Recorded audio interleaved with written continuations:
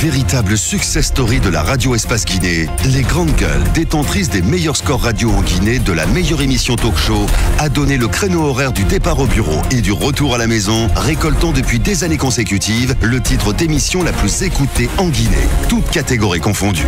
Un grand total de plus de 5 millions d'auditeurs ont été fidèles au talk show Les GG, diffusé jour après jour sur toutes les stations du réseau Adafo Média de 9h à 10h30, un exploit qui restera longtemps dans les annales de la bande FM en Guinée.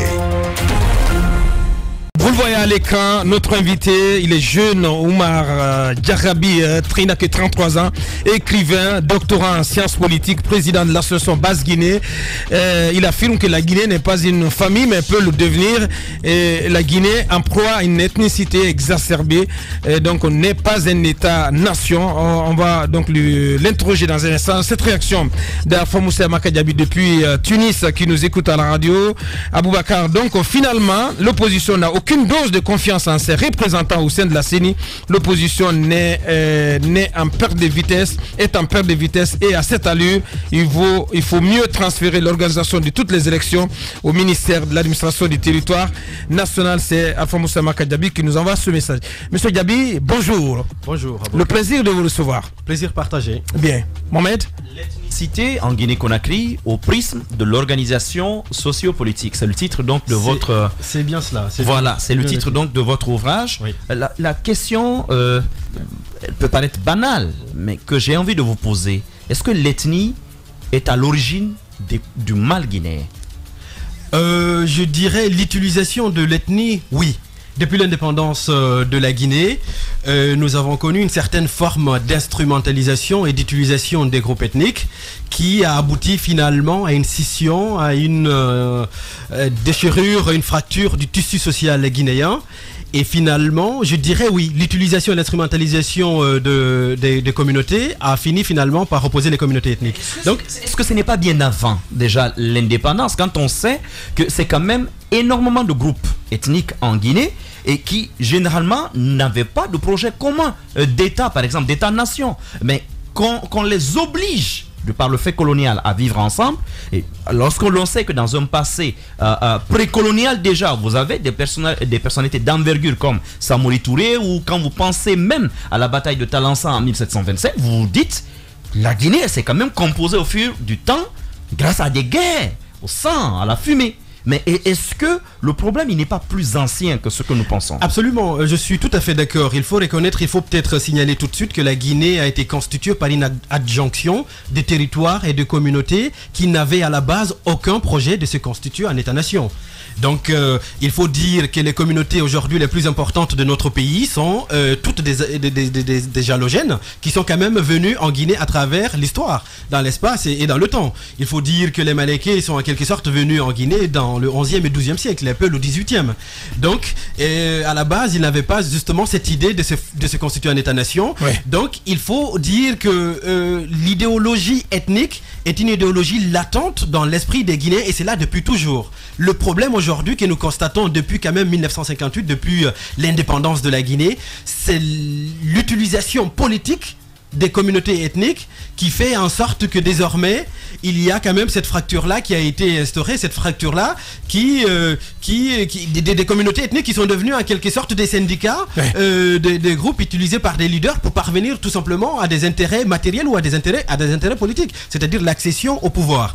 Et donc sur un plan historique, il faut quand même reconnaître que il y a toujours eu de divisions ethniques dans notre pays, mais cela ne posait pas de problème autrefois, parce que tout simplement cela allait de soi, parce qu'il y avait un pouvoir colonial qui était en place, qui dictait, qui tenait les rênes du pouvoir, qui dictait les choses à faire. Et les autres, ils obéissaient, ils se soumettaient tout simplement. Et c'est seulement à l'occasion de l'indépendance, à l'accession de l'indépendance, lorsque nous avons accédé à notre souveraineté nationale, que les problèmes ont commencé à sortir, à se manifester tout simplement. Mais il faut dire que les problèmes ethniques existaient bel et bien avant. Alors, on va toujours s'inspirer de ce que vous avez écrit. Vous dites que la Guinée n'est pas une famille, mais elle peut le devenir. Vous prenez carrément le compte-pied de l'écrit de Néné Moussa Maléa, qui lui disait que la Guinée est une famille. Et à votre avis, comment, si on n'est pas encore une famille, comment peut-on le devenir? Oui, la Guinée d'abord n'est pas une famille. Pourquoi je dis cela? Parce que pour moi, la famille, c'est quand même un ensemble d'individus qui sont liés par un lien de parenté. Un lien de parenté stipule qu'il y ait un lien de sang, un nom de famille, un domicile, une solidarité plus ou moins obligatoire entre les membres de la famille et un ensemble d'affects quand même partagés entre les membres de la famille. Un chef de famille, bien entendu. Donc dire que la Guinée n'est pas une famille, pour moi, cela est tout à fait normal, parce que si nous avons constaté depuis quand même l'accession à l'indépendance, toutes les communautés ethniques ont souffert quand même de l'omnipotence d'un pouvoir qui est connoté appartenir, en tout cas considéré appartenir à un groupement ethnique. Pendant le premier régime, par exemple, ce sont les Peuls qui étaient considérés comme étant les boucs émissaires du régime de Sékou Touré, un régime qui était apparenté à un régime malinké. Pendant le second régime, il faut rappeler que quand même c'était Lansana Conté qui était au pouvoir, un régime donc sous. Ce sont les malinqués qui cette fois-ci-là qui se sont sentis discriminés, opprimés à travers l'emprisonnement de leurs leaders, à travers quand même l'exécution des généraux de l'armée suite au coup d'État de Yara Traoré. Donc il y a eu aussi des citoyens qui ont vu leurs habitations se faire caillasser et tout ça. Et pendant ce troisième régime, où c'est quand même le professeur Alpha Condé qui est au pouvoir, on voit une opposition farouche entre Peuls et malinqués, une opposition qui n'avait encore jamais existé dans le passé. Et pourtant, voilà, dire que la Guinée aujourd'hui alors est une famille, nous avons quand même une violence politique connue et comment je veux dire, qui est entrée en quelque sorte dans la socialisation du Guinéen depuis l'indépendance. Donc le nombre de morts depuis l'indépendance dans les rangs des Peuls, des malinqués et des Soussous, mais aussi des forestiers, hein, il faut le rappeler, tous en ont souffert. Et donc, est-ce que dans une famille, est-ce qu'on peut vraiment s'entretuer? Moi, je ne pense pas. Lorsque les forces de l'ordre peuvent exécuter des citoyens, et lorsque ces citoyens eux-mêmes peuvent exécuter ces forces de l'ordre-là, alors si la Guinée est une famille, moi, je ne m'y retrouve pas vraiment. Et je pense qu'il est temps de revoir peut-être cette organisation politique et sociale et faire en sorte que nous devenions vraiment une famille, parce que tout simplement, c'est quand même... ça n'est complètement pas une assertion pour moi véridique. Et comment parvenir peut-être pour répondre à la question de Moussa Vous allez y répondre, je veux juste en rajouter, Moussa Hiro, si tu permets. En fait, dès le départ, moi je suis contre cette assertion que je trouve un peu populiste, qui a plus servi les politiques que les Guinéens eux-mêmes. La Guinée est une famille. Et même quand il dit, mais il est possible d'avoir une Guinée qui soit une famille, mon avis c'est non. Je pense personnellement que... oui, c'est mon avis. Je pense personnellement qu'en allant dans ce sens, vous risquez de servir la même chose, parce que anthropologiquement parlant, je ne vois pas la Guinée devenir une famille, se lier par le sang, par l'alliance, la parenté. Je ne vois pas la Guinée devenir une famille. Donc dites-nous, donc c'est la question de Moussa Hiro, comment entrevoyez-vous la possibilité de faire de cette Guinée-là, au-delà des souffrances, même anthropologiquement, sociologiquement parlant, comment entrevoyez-vous d'en faire une famille? Première question. Je vais terminer, si vous permettez, avec la nation. On l'a soutenu ici par le passé. Aujourd'hui encore, je suis très heureux que vous ayez d'ailleurs la même tendance. Je ne crois pas que la Guinée soit encore une nation au sens du terme. Or, la nation, les autres l'ont réussi. Les autres pays, comme le Sénégal par exemple, avec beaucoup d'ethnies aussi, ils ont réussi à former leur nation. Oui. Comment la nation guinéenne va-t-elle se constituer d'après vous? Ces deux questions, Tamba, merci de la question. Ces deux questions en font une, si je peux me le permettre. Parce que pour moi, la famille, c'est la nation. On ne pourrait être une famille que lorsque nous serions véritablement une nation. Et une nation, sur un plan gréco-latin, c'est quand même les portées d'une même famille. Ce sont les enfants d'une même famille. C'est ça la nation. C'est-à-dire que ce sont les enfants qui partagent le même sentiment d'appartenance, la même histoire et la même appartenance. Et comment parvenir à une famille? Comment parvenir à une nation? Parce que c'est pour moi la même question. Il faut premièrement, pour moi, il faut en tout cas une chose. Premièrement, il faut qu'il y ait une congruence entre la représentation nationale et la représentation politique. Il faut qu'il y ait de l'adéquation entre ceux-là qui représentent le pays sur un plan politique et ceux-là qui sont représentés par ce pouvoir politique. En ce moment, je pense que vous serez tous d'accord avec moi qu'il n'y a pas d'adéquation entre les gouvernants et les gouvernés dans notre pays. En tout cas, une partie des gouvernés, si on peut le dire. Donc, il y a une non-adéquation entre les deux. Moi, c'est pas typique à la Guinée. Souvent, politique africain et population, c'est un peu compliqué. Mais en Guinée, c'est plus basé sur des questions ethniques. Lorsque c'est le président Alpha Condé qui est au pouvoir, il y a une bonne partie de la population, il faut dire les choses telles qu'elles sont, le Fouta Djallon, qui est opposé quand même au régime du président Alpha Condé. Et cela, très souvent aussi, c'est à cause des questions ethniques. Il faut le signaler. Et autant de Sékou Touré, c'était pareil. Autant de Lansana Conté, également, les Malinké étaient opposés au pouvoir les Malinké étaient opposés au pouvoir de Lansana Conté. Donc pour parvenir à la nation, pour parvenir à cette famille, il faut la congruence entre les deux. Il faut aussi qu'il y ait une certaine forme d'intégration dans les institutions nationales, dans les institutions étatiques, non pas sur la base de discrimination, mais sur la base du mérite et sur la base de l'égalité entre tous les citoyens. Et pour l'instant, ça n'existe pas. On sait qu'il y a une discrimination. Dans la sélection des postes étatiques, il y a une discrimination sur la base étatique et cela n'est pas acceptable. Et quel rôle y joueraient nos langues, par exemple? Justement, j'allais en venir parce que c'est une partie que j'aborde dans l'ouvrage. La communauté linguistique, c'est une partie que j'aborde dans l'ouvrage. Il faut aussi qu'on soit institué par une communauté linguistique dans notre pays. Quand on se perçoit comme étant membre d'une nation ou membre d'une même famille, et quand on ne peut pas communier entre nous, alors d'où est-ce qu'on peut sortir cette famille? Une famille qui ne peut pas communiquer, est-ce qu'on peut parler de famille? C'est tout simplement impossible. Bien. Il faut qu'il y ait l'autorité de l'État dans ce pays. Autant dire que pour l'instant, l'autorité de l'État est presque inexistante. Bien. Voilà, c'est un euphémisme de dire comme ça.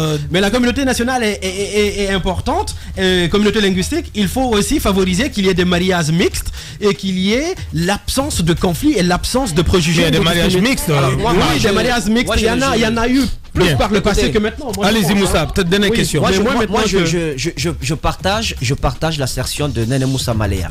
Je trouve que nous sommes une famille parce qu'à mon avis, c'est pas parce que l'ethnie en Guinée est sujette à manipulation par la classe politique que forcément ça met fin à certaines réalités. Je pense que quand on prend cette assertion pas dans le sens propre, mais dans un sens un peu figuré, on se rend bien compte que nous avons beaucoup de connexions entre nous. Je parle des différentes ethnies.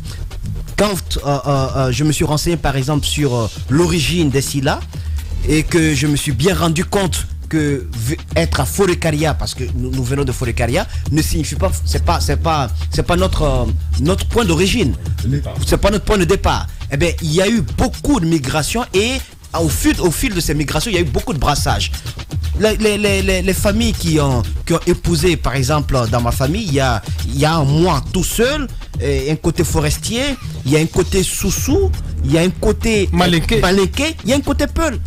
Il y a un côté Peul. De par la grand-mère de mon père, il y a un côté Peul à moi. Donc, si on se base sur le fait exactement, si on se base sur le fait que les un alliage de tous les ethnies. Je suis celui qui va empêcher qu'il y ait une guerre en Guinée. Alors, si on se base sur les manipulations, les fluctuations des politiques, je pense que ça ne sortira pas. Mais il faut plutôt prendre cette assertion et en faire une sorte d'opportunité pour montrer aux politiques que ce n'est pas par leur double jeu qu'on pourrait mettre fin à une évidence. L'évidence est là. C'est qu'il faut peut-être dire, Moussa, moi je suis complètement d'accord avec ce que vous dites. C'est qu'il faut rappeler peut-être sur le plan de l'ethnicité, la construction de l'ethnicité sur un plan heuristique, en tout cas universitaire. L'ethnicité ne se définit pas par rapport à l'aune de l'appartenance culturelle objective entre les individus, mais plutôt par la construction sociale et culturelle de l'ethnicité. C'est-à-dire, c'est à travers la construction de la différenciation entre les individus que l'on parvient finalement à construire une société divisée en groupes ethniques. Je ne sais pas si j'en fais comprendre, mais c'est pas parce que nous parlons la même langue, c'est pas parce que nous avons le même nom de famille, c'est pas parce que nous venons de la même région que nous appartenons forcément à la même communauté ethnique. Mais c'est parce que nous avons une vision différente de notre sentiment d'appartenance, de la conscience collective. Justement. Mais c'est parce que nous avons une vision différente sur cette construction-là que nous nous concevons en groupement ethnique. Oumar Djarabi, écrivain, doctorant en sciences politiques, président de l'association Basse-Guinée. Malheureusement, le temps ne nous permet pas d'aller plus loin. Il était venu nous parler de son ouvrage intitulé L'ethnicité en Guinée-Conakry au prisme de l'organisation sociopolitique. Peut-être un ouvrage à retrouver dans les rayons de l'Harmattan Guinée, c'est cela? Bien.